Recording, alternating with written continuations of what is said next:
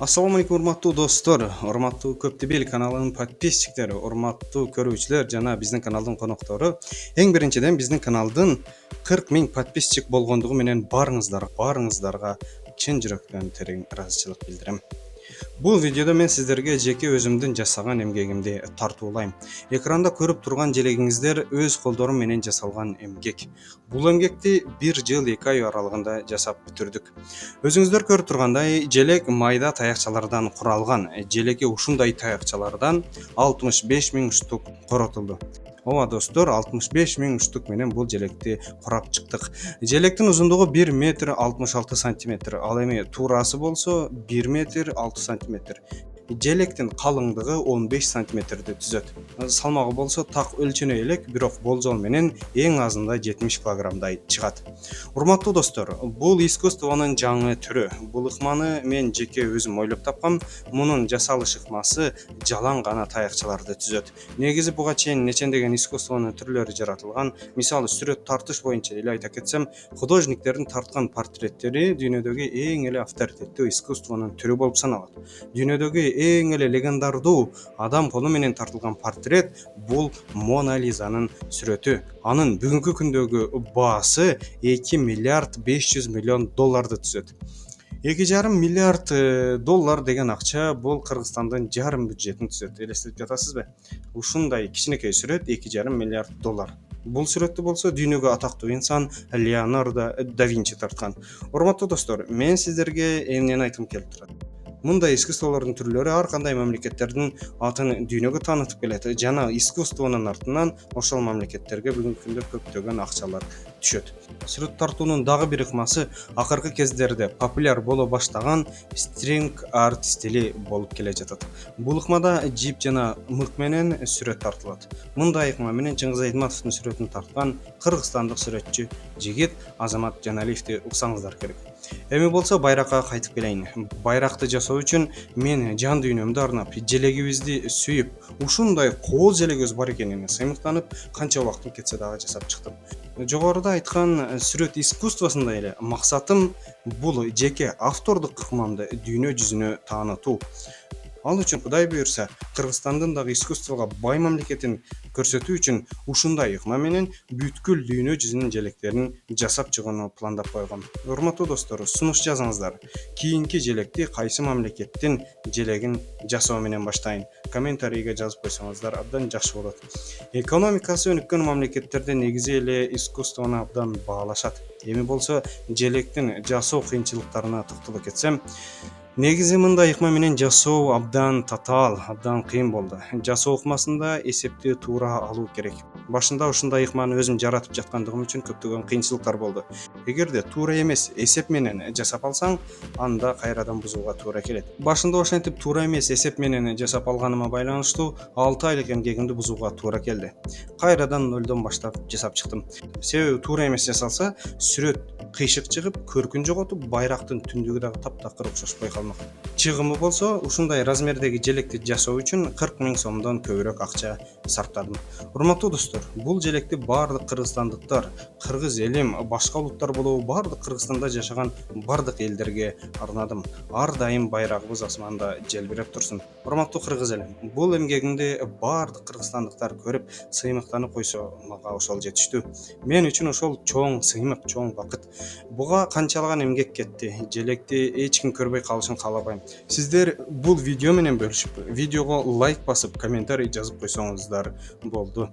Ар бир жазган комментарийиңиздерди окуп турам. Буга чейин жылуу сөздөрдү арнап канчалаган бир тууган, канчалаган боордошторум, агаларым, эжелерим, баарыңыздар үчүн ушундай жакшы комментарий жазып келгениңиздер үчүн жана лайк басып, калтырбай видеолорумду көрүп келгениңиздер үчүн сиздерге терең ыраазычылык билдирем. Чын жүрөгүмдөн сиздерге рахмат айтам. Эми болсо бул желектин кантип жасалганын көрсөңүздөр болот. Ар дайым үйүңүздөрдө тынчтык болсун, амандык болсун. Кийинки видеолордон көрүшкөнгө чейин сак саламатта болуңуздар.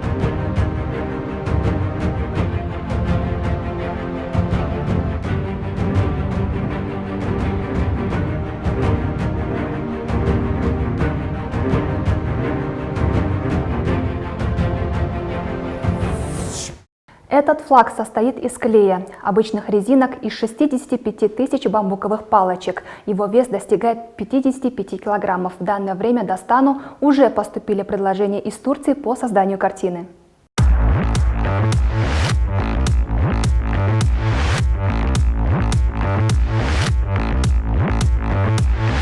Идея бир жыл 3 ай мурда баштагам негизи. На создание флага ушел год. Всегда хотел сделать что-то необычное. В создании флага из бамбуковых палочек мне помогал мой ученик.